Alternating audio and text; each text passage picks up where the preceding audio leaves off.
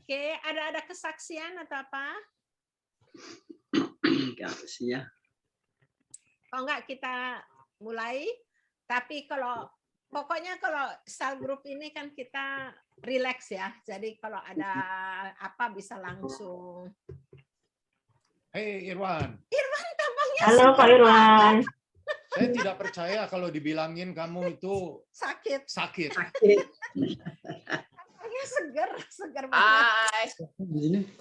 Wih, segar banget. Wan, Ya, itu segar Wan. kelihatannya terlalu dimanja sama istri ya. Makanya bisa segar kayak gitu. Oke, ini hari kita mau membicarakan ya. Saya rasanya tergerak untuk mulai agak basic ini kali. Mulai ini kan yang pertama kali dalam tahun ini ya. Yang minggu lalu sebenarnya kita lebih banyak kesaksian gitu ya. Jadi ini saya ingin share tentang tujuan orang Kristen. Apakah tujuan hidup orang Kristen? Ya. Nah, kalian tahu kata Kristen itu pertama kali itu disebut di mana? Ya, kita lihat ya di Kisah Para Rasul 11. Ya. Kisah Para Rasul 11 ayat 26. Di situ dikatakan, mereka tinggal bersama-sama dengan jemaat itu 1 tahun lamanya, yaitu Barnabas dan Saulus, sambil mengajar banyak orang. Di Antiochialah murid-murid itu untuk pertama kalinya disebut Kristen. Jadi ini ya, kalau kita ngelihat ya, kita itu orang Kristen, bukan orang yang beragama Kristen. Sama sekali enggak. Kita adalah orang-orang Kristen. Ya. Artinya Kristen itu sebetulnya Allah Yesus hidup di dalam kita. Seperti Kolose 1 ayat 27 mengatakan 27c yang Christ in us the hope of glory. Ya. Kolose 1:27c ya. Nah, sekarang kita untuk mengetahui ya, kalau kalian mau lihat juga kata Kristen itu di Bible nggak terlalu banyak, adanya cuma di sana. Kalau kalian mau catat di 1 Petrus 4:16, di Kisah Para Rasul 26-28. Petrus 1 Petrus 4:16. Ya, kita nggak usah buka. Kisah Para Rasul tadi 11:26 atas 26-28. Oh. Ada lagi emang di 2 Korintus 12 ayat 2. Itu sebetulnya Paulus lagi menamakan dirinya sendiri, dia orang Kristen ya, yang dia diangkat sama Tuhan ke sorga ketiga. Oke, sekarang kita mau membicarakan tentang tujuan kita sebagai orang Kristen. Ya. Nah, untuk ini saya mau tanya, saudara, ini kita harus paham betul apa beda tujuan dan beda akibat atau hasil. Ya. Oke, sekarang supaya saudara bisa ini ya mulai memikirkan, sekarang apa tujuannya kita makan? Oke. Apa tujuannya makan? Apa tujuannya kita makan? Supaya ada tenaga. Oke. Ya sehat ya. Iya. Ya bagus. Sebabnya? Iya, supaya hidup. Ya, benar. Ini semua kita rasanya semuanya udah pinter-pinter, udah Kristen. Sebab saya pernah menghadapi orang Kristen dan dia itu ngotot sekali. Kan suka kan ada orang bilang makan untuk hidup atau hidup Ya, untuk makan. hidup untuk makan ya. Ya. Nah, itu kan udah jelas sekali kan. Kita tuh hidup itu makan itu untuk bisa mendapatkan kehidupan yang tadi dibilang sehat hidup.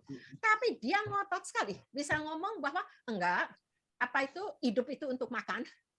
Nah, kamu mungkin kalau Alwin pasti tahu ada pepatah Belanda yang mengatakan pokoknya kasih itu Dari perut. ya dari perut. Itu kayaknya orang Cina yang berbahasa Belanda, sebab kayaknya cuma orang Cina yang sama makanan, orang Asia sama makanan itu.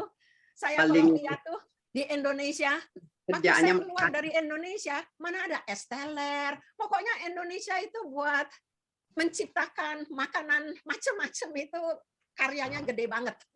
Wisata kuliner, ada wisata kuliner. Iya, kulinernya benar-benar. Nah, sekarang dalam kekristenan juga, apa tujuan kita sebagai orang Kristen? Tujuan hidup kita sebagai orang Kristen. Ada orang yang bilang, oh supaya kita naik ke surga. Ada orang bilang untuk kesembuhan. Ada orang bilang supaya sukses. Tapi sebetulnya itu dangkal sekali ya. Orang kalau menjadi Kristen hanya untuk itu. Itu semua kan kedagingan dan keduniawian ya sebetulnya ya. Sebetulnya kita itu sebagai orang Kristen harus mempunyai tujuan untuk menjadi seperti Kristus. Yang tadi kita nyanyikan ya. Jadi karena sebetulnya asal kita tahu fokus kita itu nomor satu bahwa kita mau menjadi seperti Kristus. Saya percaya yang lain-lain itu nanti Tuhan akibatnya bakal menyusul. Ya, makanya seperti Tuhan Yesus juga bilang, carilah dahulu kerajaan Allah dan kebenarannya, maka segala sesuatunya akan ditambahkan.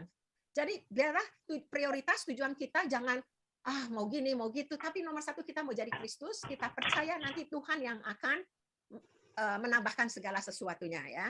Nah, mengapa tujuan kita tuh nomor satu adalah menjadi Kristus, menjadi seperti Kristus? Kita lihat ini dari tujuan Tuhan menciptakan kita. Ya, mari kita buka di Kejadian 1 ayat 26. Kejadian kan gampang kan? 1:26. Siapa yang mau baca? 20.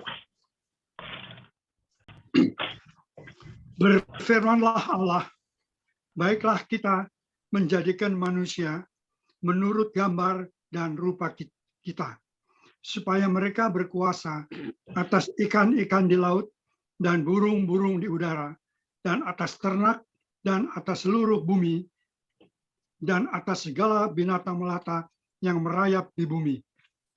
Oke, jadi di sini dikatakan, Tuhan mengatakan, baiklah kita menjadikan manusia menurut gambar dan rupa kita. Nah, kita udah tahu sekarang hampir semuanya tahu itu kan mengatakan tentang Tritunggal ya. Allah Tritunggal ya. Satu Allah, tiga pribadi. Nah, saya ingat dulu saya punya satu teman mengatakan dia tuh sama Bible ngerti, cuma satu yang dia nggak bisa ngerti. Bahwa bisa satu Allah, tiga pribadi. Itu selalu yang dia ngomong. Nah, saya melihat ya, sebetulnya Tuhan itu udah menjelaskan di mana-mana tentang satu Allah tiga pribadi. Emang kalau kita mau dengan pikiran kita itu susah sebab kita tahu Allah kita Allah yang infinite, yang tidak terbatas, tetapi otak kita itu finite, terbatas, ya kan? Memasukkan yang tak terbatas ke dalam terbatas itu susah ya. Tapi yang saya melihat kita itu selalu hanya percaya pada firman dan menerima firman itu ya. Jadi sebetulnya tentang di sini katakan baiklah kita dan apa itu menjadikan manusia menurut gambar dan rupa kita, sebetulnya dari Kejadian 1 dan 2 kita sudah melihat bahwa itu di dalam Allah itu ada tiga pribadi ya. Kalau kita baca ya, coba kita ngelihat tolong baca Kejadian 1 ayat 1 dan sampai 3. Pada mulanya Allah menciptakan langit dan bumi. Bumi belum berbentuk dan kosong, gelap gulita menutupi samudera raya, dan roh Allah melayang-layang di atas permukaan air. Berfirmanlah Allah, jadilah terang, lalu terang itu jadi. Oke, di sini kita melihat yang pada mulanya ada Allah, ya itu di pertama. Di kedua dikatakan ada roh Allah melayang-layang, ya itu Roh Kudus ya. Yang pertama Allah Bapa. Lantas ketiga berfirmanlah Allah, firman. Di Yohanes dengan jelas dikatakan pada mulanya ada firman, firman bersama-sama dengan Allah dan firman itu adalah Allah, ya kan? Lantas di ayat selanjutnya 16 atau apa firman menjadi manusia yaitu Yesus ya. Jadi di sini udah kelihatan ya. Jadi maksudnya di bahasa Ibrani satu itu ada dua kata buat menunjukkan satu ya, ada dua kata. Yang pertama itu ehad. Ehad itu kayak esa, Allah kita Allah yang esa. Itu ehad. Nah, esa itu berarti kesatuan. Bukannya apa itu satu-satu ya. Nah, yang lain itu saya Yahid. Yahid itu tunggal. Ya. Kayak Yesus dikatakan anak tunggal Allah ya. Tunggal cuma satu, itu satu benar-benar satu ya. Atau kalau kita sekarang coba buka Kejadian 22 ayat 2. Kejadian 22. Kejadian 22. Kejadian 22 ayat 2. Tadi yang pertama. Kejadian 22 Mana dia kejadian? Kejadian paling depan. Saya kalau suruh cari kejadian sama Revelation paling bisa saya. Ayat berapa? Ayat 2 ya. Ya, Firman Allah. Firman-Nya. Dibaca ya. Ingat. ya tolong dibaca. Firman-Nya, ambillah anakmu yang tunggal itu yang engkau kasihi, yaitu Ishak. Pergilah ke tanah Moria dan persembahkanlah ia di sana sebagai korban bakaran pada salah satu gunung yang akan kukatakan kepadamu. Oke, di sini Tuhan mengatakan kepada Abraham, anakmu yang tunggal, yang satu itu. Jadi, nah itu yang tadi saya bilang itu satu-satu benar, Yahid. Tapi yang ada lagi Tuhan kita adalah Tuhan yang Esa. Esa. Nah, Ehad. Esa itu Ehad. Ehad itu kesatuan, united, oneness. Itu sama seperti yang Tuhan bilang di Kejadian 2 ayat 24.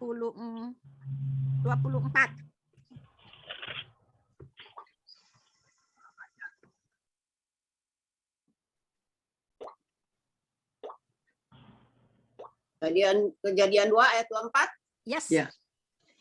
Sebab itu seorang laki-laki akan meninggalkan ayahnya dan ibunya dan bersatu dengan istrinya, sehingga keduanya menjadi satu daging. Amin. Oh, Amin. Irwan ngomongnya juga masih tegas, bagus. Iya, Wan. bagus, hebat sekali. Nah, ini dibilang kita suami istri sama Tuhan dibilang satu daging, ya. Padahal kok kita lihat Irwan sama Oce kan ada dua ya. Tapi di ngomongan Tuhan itu satu daging, satu oneness. Kayak Amerika satu negara, tapi United States, banyak states, tapi united jadi satu negara, ya. Jadi ini saya melihat itu united. Dan jadi Allah kita itu Allah Esa, satu, memiliki 3 pribadi yang sehakikat dan setara. Jadi setara dan sehakikat. Yang bisa dibedakan, tetapi tidak bisa dipisahkan. Dipisahkan. Ya. Jadi kita suami istri itu satu daging. Bisa dibedakan, tapi tidak bisa dipisahkan. Udah. Ya. Jadi ini yang kita melihat tentang Esa atau Ehad dan Yahid ya. Jadi yang kalau ngomong Esa itu lagi ngomong itu. Sekarang kita lihat di mana apa itu juga kejadian-kejadian yang nyata sekali bahwa kita satu Allah, 3 pribadi. Itu waktu Yesus dibaptis. Ingat, waktu Yesus dibaptis, nggak usah buka lah, sebab kita semuanya tahu, itu kan Matius 3, 16, 17. Waktu Yesus dibaptis, Yesus keluar dari air, Yesusnya keluar dari air, ada Roh Kudus datang, itu Roh Kudus, dan ada suara Bapa. Inilah anak yang kukasihi dan kepadanya aku berkenan, ya kan? Nah, sekarang juga apa itu saya kasih juga, yaitu di Matius 28 ayat 19. Itu juga Yesus bilang kan, jadikanlah semua bangsa murid-muridku, ya kan? Dan baptislah mereka atas nama Bapa, Putra, dan Roh Kudus. Even Yesus sendiri mengatakan itu kan, yang 3 Allah yang Esa, yang setara. Ya, nah apa itu dan lagi di Yohanes 10:30 itu Yesus sendiri mengatakan waktu dia mengatakan bahwa dia gembala yang baik bahwa aku dan Bapa adalah satu. Padahal Bapa yang di surga dan Yesus itu adalah satu. Dan yang terakhir coba kita lihat di 1 Yohanes 5 ayat 7. 1 Yohanes 5 ayat 7.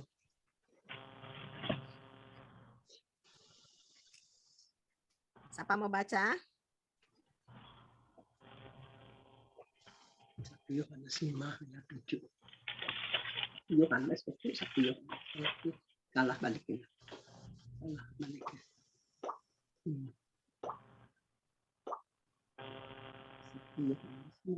Ini Berapa? 5 1 Yohanes 5 ayat 7. Ini sebab. Sebab ada 3 yang memberi kesaksian di dalam surga. Enggak. Hilang dia. Roh Kudus dan ketiga yang satu. Terusin hilang. Sebab ada 3 yang memberi kesaksian di dalam surga, Bapa, Firman, dan Roh Kudus. Dan ketiganya adalah satu. Oke, di sini ditulis lagi ya, 3-nya itu adalah satu. Nah, satu ini satu yang dalam bahasa Ibrani-nya Esa ya. Jadi 1 Yohanes 5. Jadi ya saya tahu emang ini pengertian yang masih, tapi ada pertanyaan atau apa? Nggak ada ya? Agak udah jelas. Jadi kalau ada orang yang bilang, lucu, Allahnya orang Kristen, Allah yang satu tapi ada 3, itu semua ini kalau kita bisalah kasih agak penerangan kepada mereka ya. Nah, sekarang terus ya, yang tadi dibilang, menurut gambar dan rupa kita. Sekarang kita buka Mazmur 8 ayat 6. Mazmur 8 ayat 6.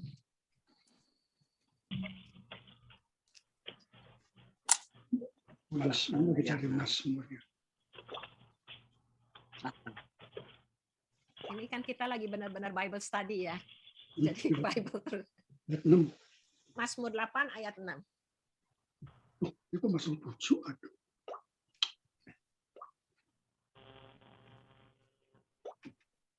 Mazmur 8 ayat 6. Ya. Namun mau Mazmur 8. Sebentar. Mulai dari 5 aja supaya lebih jelas. Mulai dari 5 Oke, dan 6. Mazmur 8 ayat 5. Apakah manusia sehingga engkau mengingatnya? Apakah anak manusia sehingga engkau mengindahkannya? Namun engkau telah membuatnya hampir sama seperti Allah dan telah memahkotanya dengan kemuliaan dan hormat. Engkau membuat dia berkuasa. Oke, 5-6 aja ya. Jadi dikatakan di sini bahwa waktu Allah menciptakan manusia menurut gambar dan rupa Allah, di sini dikatakan bahwa Allah membuatnya hampir sama seperti Allah ya. Jadi kita mesti tahu bahwa Allah itu yang lebih di atas ya. Jadi Allah bisa maha hadir, bisa maha kuasa. Nah, kalau kita sama Tuhan hanya dikasih untuk menguasai bumi ya, bukan menguasai alam semesta. Dan lagi yang bumi itu Tuhan kan bilang memerintah bumi, buat laut, ternak, semua. Jadi kita itu bukan untuk menguasai orang lain. Ya. Itu ya. Jadi nah, di sini tadi yang Kejadian 1 ayat 26, ini yang tadi dengan gambar rupa Allah kita udah lihat. Nah, di sini dikatakan kalau terusannya supaya ya kan? Jadi mengapa Allah menciptakan manusia menurut gambar dan rupa Allah? Supaya, ya kan? Kata sambungnya kan? Supaya mereka berkuasa atas ikan-ikan di laut, burung di udara, ternak dan seluruh bumi, segala binatang melata merayap di bumi, ya.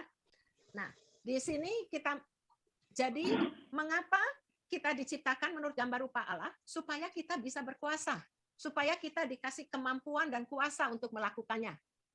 Ya.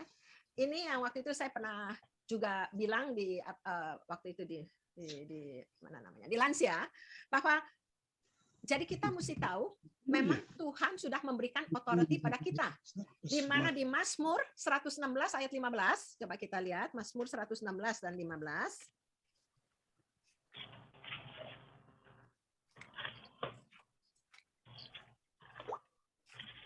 Siapa yang udah dapat? 116 ayat 15. 116. Tidak ada Mazmur, mana dia Mazmur? Mazmur berapa? 115. Mazmur 100. Ya benar 115 ayat 16. 16. Langit 16. Ya, Ya benar. langit itu langit bukan ya? 100. Betul ya. Langit itu langit kepunyaan Tuhan dan bumi itu telah diberikannya kepada anak-anak manusia. Oke, jadi di sini pemazmur tahu persis bahwa Tuhan telah memberikan kuasa kepada kita atas bumi. Tapi tetap langit itu kepunyaan Allah. Cuma kita bumi diberikan kepada anak manusia. Ya. Dan itulah. Ya. Ya, jadi di sini bahwa kita sama Tuhan sudah diberikan authority atas bumi. Ya. Maka dan Tuhan juga memberikan kemampuan dan kekuatan. Tuhan memberikan authority kepada kita, tapi Tuhan memberikan kemampuan dan kekuatan bagi kita dengan membuat kita menurut rupa dan gambar Allah. Kalau kita nggak rupa gambar Allah, nggak mungkin kita dapat memerintah bumi. Ya, ya. Sampai situ ada yang ini kayaknya ya 10 menit baru udah bakal habis. Tapi saya itu belum kayaknya masih panjang. Ini sebenarnya masih pendahuluan kan, yang serupa Kristusnya masih. Jadi kita kalem aja, kita ngomong Kalau enggak kita terusin minggu depan. Bulan depan. Bulan depan. Ya, gitu. Ya. Oke, jadi sekarang kita lihat, jadi itu mulainya itu rencana Tuhan. Tapi kita tahu rencana Tuhan itu dikacaukan oleh setan. Makanya setan itu, setan selalu mengacaukan rencana Tuhan, tapi setan tidak bisa menggagalkan. Dia hanya bisa mengacaukan. Ya, di sana dikatakan bahwa di Kejadian 3 manusia jatuh ke dalam dosa. Ya. Nah, sekarang Yesus mengatakan, Yesus datang ke dunia itu di Lukas 19 ayat 10. Coba kita lihat. Lukas 19 ayat 10. Lukas 19 ayat 10.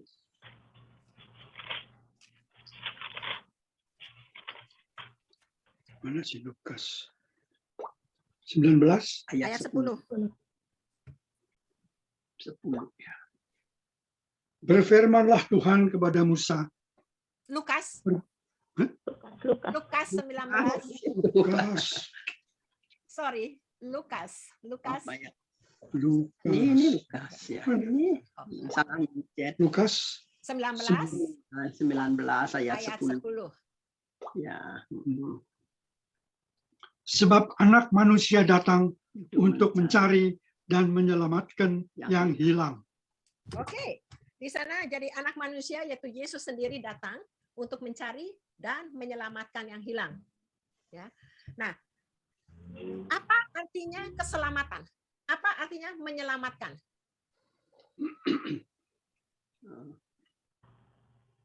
Menyelamatkan. Mengembalikan kita kepada rencana semula Allah. Aduh, kamu tuh kayaknya kamu yang boleh share. Pinter Oh, sekali. jauh. Ya, jadi keselamatan. Jadi manusia Tuhan punya rencana waktu menciptakan kita. Tapi kita jatuh ke dalam dosa. Dikatakan jatuh itu berarti kita pindah posisi. Ya kan? Nah, sekarang tapi Tuhan Yesus datang untuk menyelamatkan. Jadi mengembalikan kita kepada posisi atau rencana Tuhan yang semula, ya. Nah, itu dan rencana Tuhan yang semula kita sudah tahu dari permulaan adalah menciptakan manusia menurut gambar dan rupa Allah, ya kan? Makanya sekarang mari kita sama-sama buka di Roma 8:28. Roma 8:28.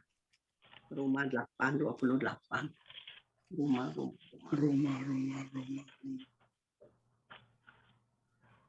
Nah itu. 28. Roma 8. 28. Ya. Roma 8:28 itu yang very terkenal. Kita tahu sekarang bahwa Allah turut bekerja dalam segala sesuatu untuk mendatangkan kebaikan bagi mereka yang mengasihi Dia, yaitu bagi mereka yang terpanggil sesuai dengan rencana Allah. Oke, nah di sini dibilang bahwa Allah turut bekerja, ya. Kalau dalam bahasa Inggrisnya work together, ya. Jadi Allah tuh selalu, Allah bisa sih berbuat segala sesuatu, tapi kehendak Allah itu selalu mau bekerja sama dengan manusia, ya. Makanya waktu itu manusia boleh perintah bumi, kayak Tuhan tuh manusia itu jadi wakil Allah untuk memerintah bumi. Nah, sekarang di sini dikatakan Tuhan itu mau bekerja sama dengan kita untuk kebaikan kita. Ya kan? Nah, bekerja sama ini kita coba lihat ya di 1 Korintus 3 ayat 19. 1 Korintus 3 ayat 19. 3 ya. 19.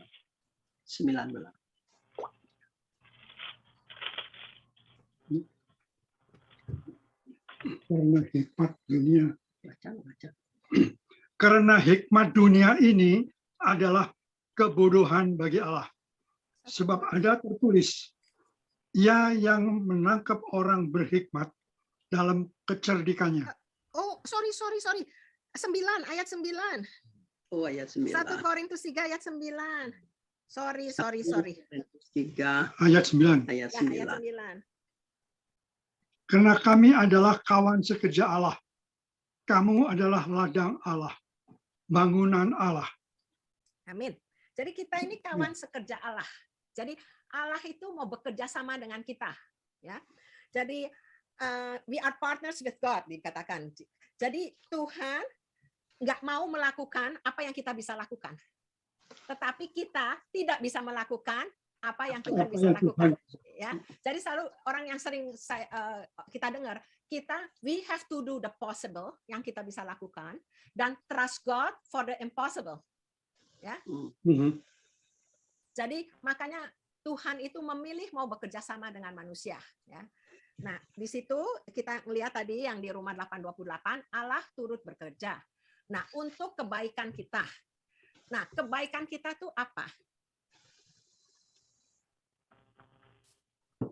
Jadi kebaikan kita itu sebetulnya yang Tuhan lebih pentingkan itu adalah mengubah kita untuk menjadi serupa dengan Dia. Karena itu tuh lebih penting dalam kekekalan. Kalau orang yang mikir kenyamanan hidup itu buat kehidupan di dunia, kekinian. Tapi untuk Tuhan lebih penting kekekalan, ya. Jadi di sini kebaikan kita harus tahu, kebaikan yang dimaksud Tuhan itu adalah kebaikan untuk kekekalan hidup kita, ya. Nah, tapi ada syaratnya. Banyak orang kalau mengalami suatu masalah, oh Allah turut bekerja. Tapi sebetulnya janji Tuhan ini ada syaratnya untuk orang yang mengasihi Dia dan hidup sesuai dengan rencana Tuhan. Ya kan? Jadi ada dua syarat itu yang penting. Nah, kalau Yesus mengatakan di Yohanes 14 ayat 15 kalau nggak salah, itu bila orang mengasihi aku, ia akan melakukan segala perintahku. Ya? Jadi kita tahu, jadi kalau kita mengasihi Tuhan, kita itu harus pasti dengan sendirinya kita akan taat kepada Tuhan. Ya. Jadi dan lagi malahan di 1 Yohanes 2 ayat 3, coba kita buka ya, 1 Yohanes 2 ayat 3. Jadi kalau ini habis kita terusin bulan depan ya. 1 Yohanes 2 ayat 3. Dan inilah tandanya bahwa kita mengenal Allah,